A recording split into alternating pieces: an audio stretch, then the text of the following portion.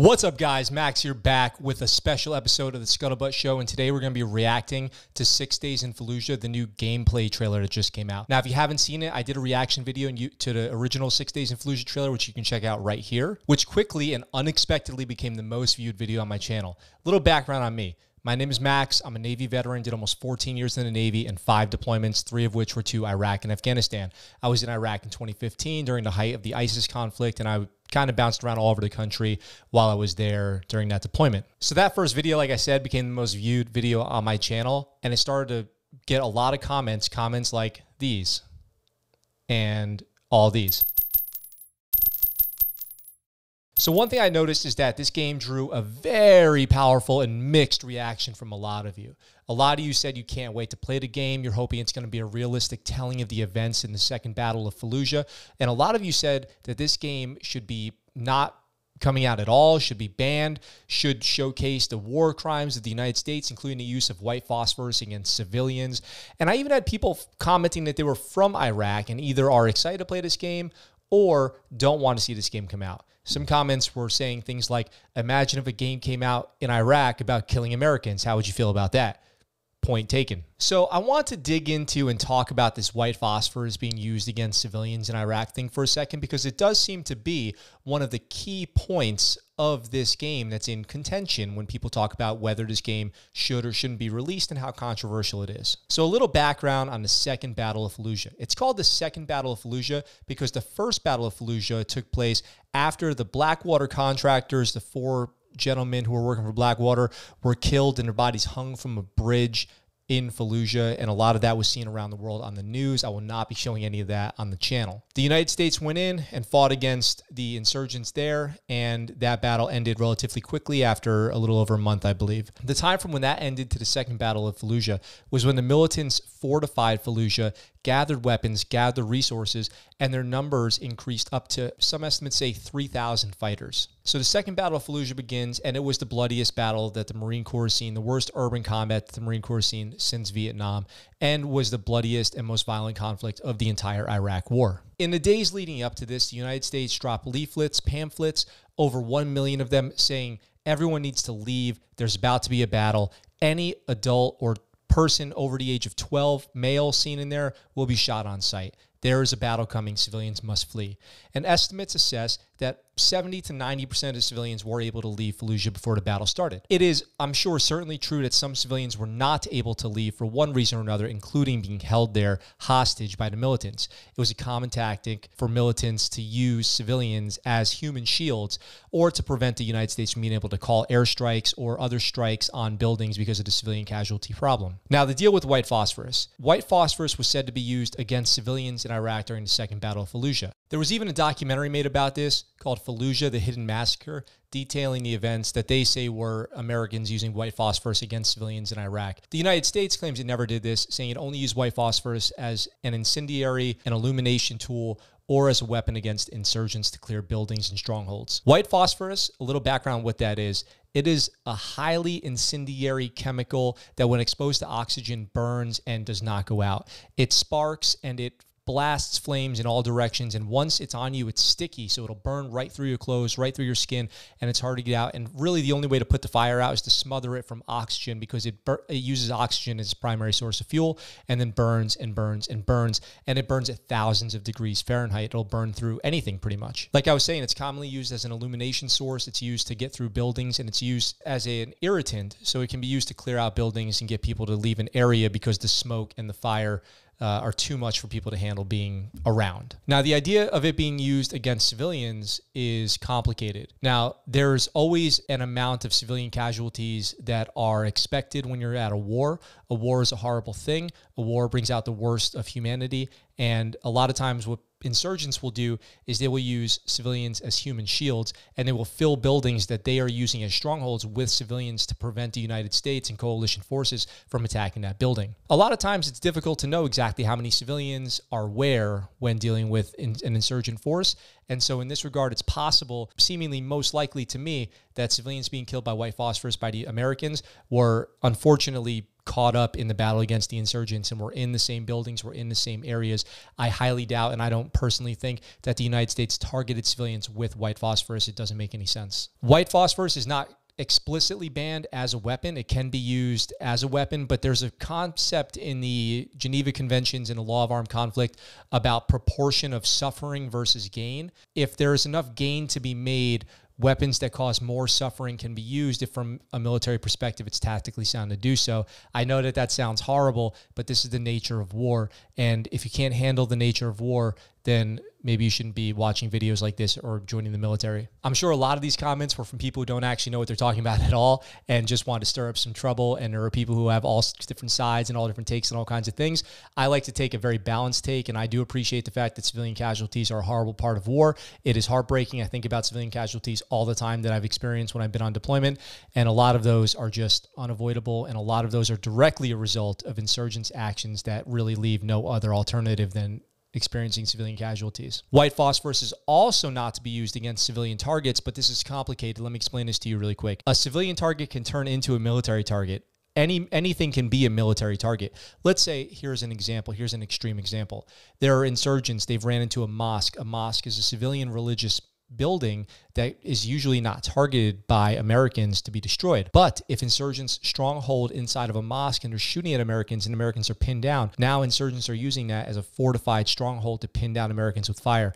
That mosque has now become a military target and can be struck by United States and coalition forces. It's approved. So with all that being said, and a little background on myself and the second Battle of Fallujah, another thing I wanted to clear up is that in the last video I said I thought this game might be VR because of the glowing doorknob, and that people ate me up in the comments. What I will say about that is the game does not look like it's going to be in VR. It looks like it's going to be on PC and next-gen consoles and is due out in late 2021. So without any further ado, let's jump in and watch the gameplay trailer for 6 Days in Fallujah and see what this game is looking like it's all about.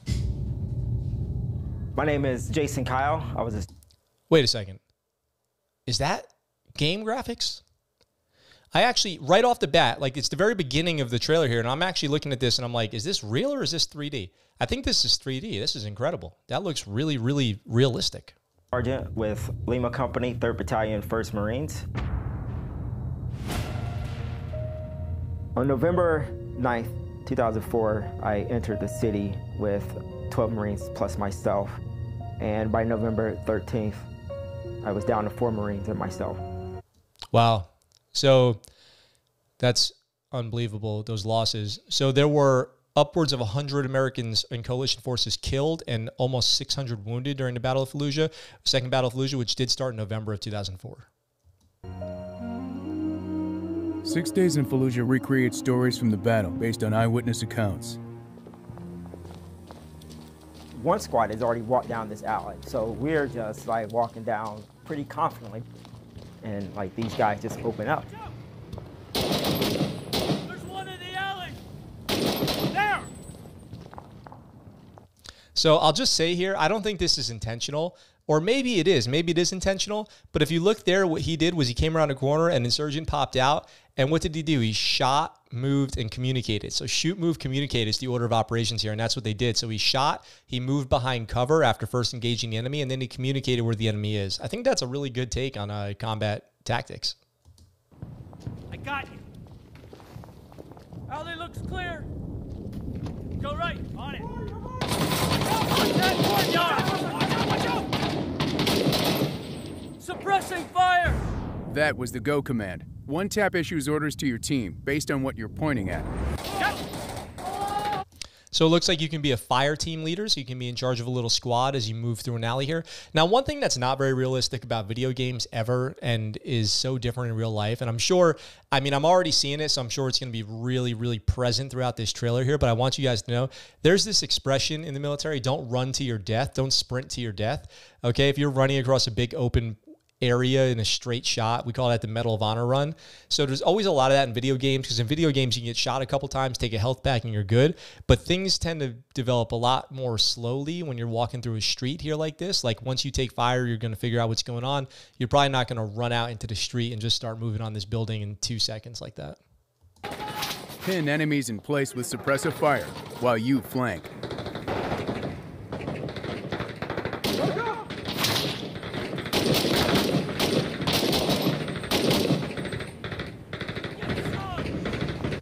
One thing, as this guy moves out from behind concealment here, one thing I wish that video games would do is make a more realistic way to pie a corner. So pieing a corner is where you very slowly, very, very slowly just creep around a corner. So that way there's a very small part of you exposed as you maneuver around this corner, and you have your weapon just at the edge of it. So you don't, you know, shoot the barricade, as we would say, and you move around a corner and you try to get eyes on what's going out there without exposing yourself too much. But there's really never a situation in a video game where you can accurately pie a corner. So I always wish they would improve that.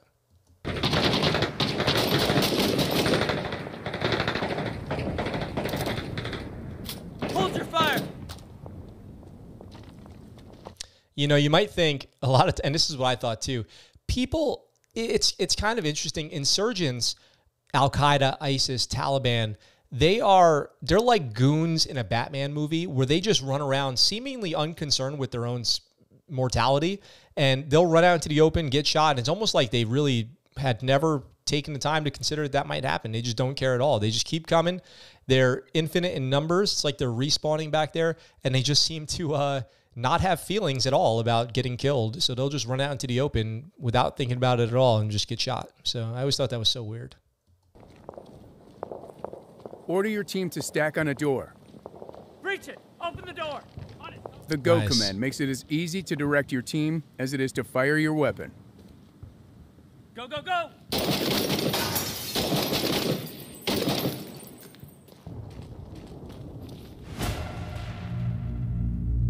So one thing that they did there that I like is we're going into the fatal funnel, which I think is an interesting way to, I mean, it's interesting that they're calling it the fatal funnel, which is accurate. The fatal funnel is the doorway when you move into a new room. It's cool that they had you stack up on a door and then they breach the door and then go in, and it got really dark because the contrast of the bright Middle East sun in the middle of the day versus inside of a building, it will blind you. It'll blind you both ways, going from bright to dark and dark to light. Dark to light's much worse. You walk out from inside a building out into the sun and you're just totally blind. It's unthinkably bright out there because everything's light colored and kind of clay colored too, so everything's very reflective, and I hope that they capture that as well. The person who goes in first is never wrong. They have the most to fear. And as soon as I walk in, I see a machine gun. Oh, this guy is a Medal of Honor winner. I'll post his name up on the screen. It escapes me right now, but he's a Medal of Honor winner. In front of my face, maybe 10 feet, 15 feet from me. Every time we would go into one of those buildings, you never know what to expect. You don't know the layout of the house until you get in there. And then you still don't know it until you go all the way through it. Room clearing, house clearing, it's different every single time. I don't know why. You guys will probably roast me in the comments, but I feel like some of these people giving the interviews are in, 3D and some of them are in real life. I don't know what the deal is with that. Marines and soldiers never knew what was waiting for them behind the next door. And if you want a realistic experience, neither can you. 6 Days in Fallujah reshapes the battlefield every time you play. Each room, each building, even the entire neighborhood is generated procedurally. Every map is a new map. So just like actual combat, you'll never know what to expect. Wow, that's super interesting. So every level is going to be generated procedurally, meaning there is a set of buildings. There's like a set of buildings in an inventory within the game, and the game randomly picks and places them throughout the city, full of, I'm sure, random insides, different rooms, different, long wall, short wall type situations, which are, when you're doing inside the house clearing type stuff, you would do long wall, short wall, room to room. I'm sure that they have booby traps popping up in there, maybe secret passages. I wonder how in-depth these procedurally generated buildings get. You hear that? Out there! Oh, look at that. They did it. They did it. So it went from dark to, you can't see out there because it's too bright. That must have been an input from the people on the ground out there because it's really true. You go from inside to outside and you are blind for a minute.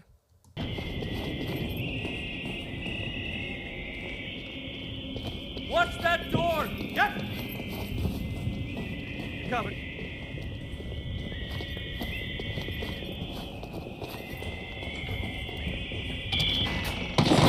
Contact! We got contact!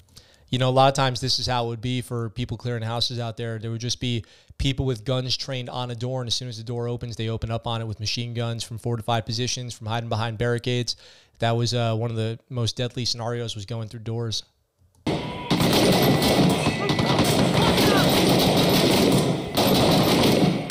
my back! Go, go, go, go, go, go!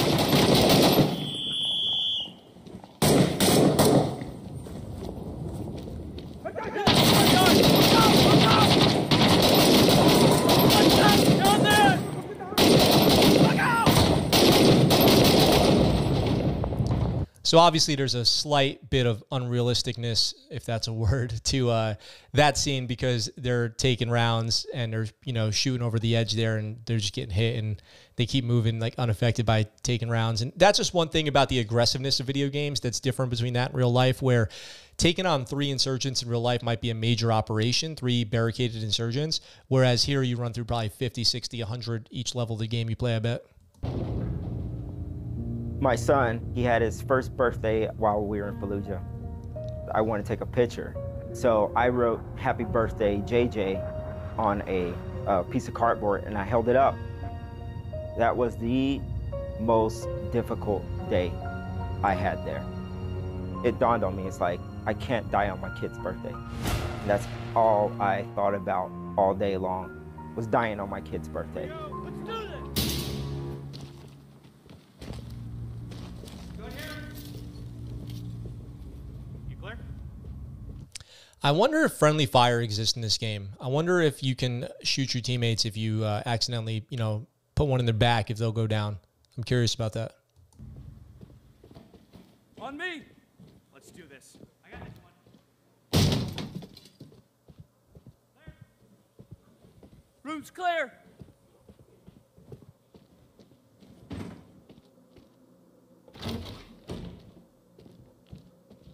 Good here. Come with me. Good. Keep a lookout. Right. What's that? Oh, it's so creepy going around the corners with the flashlight, and you hear the noises, you hear people moving around inside the building, you don't know where they are.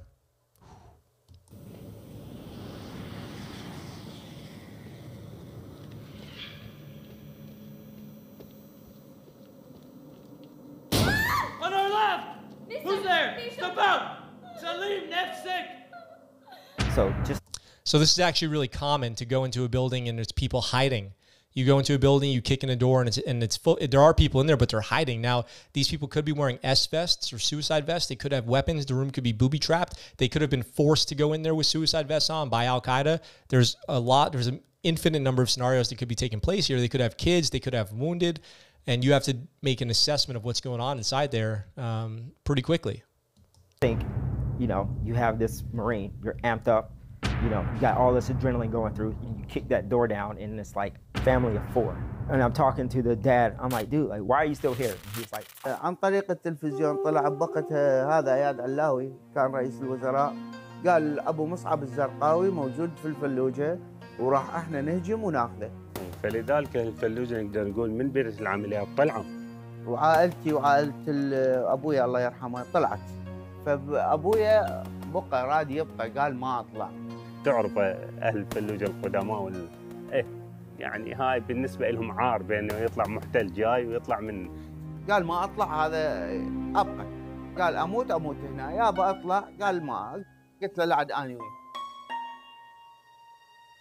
There is a deep sense, code of honor within Middle Eastern cultures, and there's this stubbornness too, where you can talk to them, like, dude, you're gonna die here. You got to go. You're gonna die. Like, no, we don't care. We're staying. Nothing will make us leave.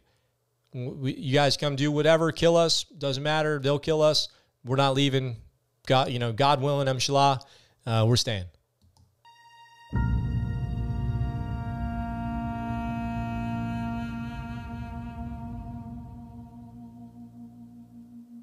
All right, so that's it. What do you guys think? How does that look to you? Are you guys more excited, less excited, the same excited to play this game as you were before seeing that trailer? I'd love to know in the comments down below. What do you think about the procedural cities? Is that going to enhance the game, detract from it? What do you think? I'd love to hear that too. So I checked out the website of this game, and there's a frequently asked questions page, and one of the questions was, are you going to play as an insurgent at any point in this game? And no, at no point, single player or multiplayer, are you going to play as an insurgent. You are going to play as Americans, and I believe you're going to see it from the perspective of an Iraqi citizen as well, but never from the perspective of an insurgent. Thanks for watching this video, you guys. If you're wondering about this shirt I'm wearing, this is a brand new shirt on ScuttleButtShow.com. It's an Okinawa ramen shirt. I love the Okinawa ramen out here. It's some of the best I've ever had in my entire life, and my wife and I go eat it all the time. So check out that shirt. You can see the full picture of what it looks like front and back here, and that's at ScuttleButtShow.com. Additionally, in the description of this video, you can see all the links on how to support this channel, including Patreon. If you join Patreon at the elite tier, then for $10 a month on your second month, I'm going to send you a free t-shirt, which is going to pay for your subscription right there. So with that being said, thank you guys for checking out this video. Drop me a comment, drop me a like, subscribe to this channel if you haven't already. I look forward to talking to you very soon. I'm out for now. What's up, guys? Thanks for watching that video. I hope you enjoyed it. If you did, go ahead and hit that subscribe button up in the corner here and check out this next video. If you want, in the description down below, there's links where you can get ScuttleButt Show merch and find out how you can support the channel. I really appreciate it, and I look forward to talking to you guys very soon.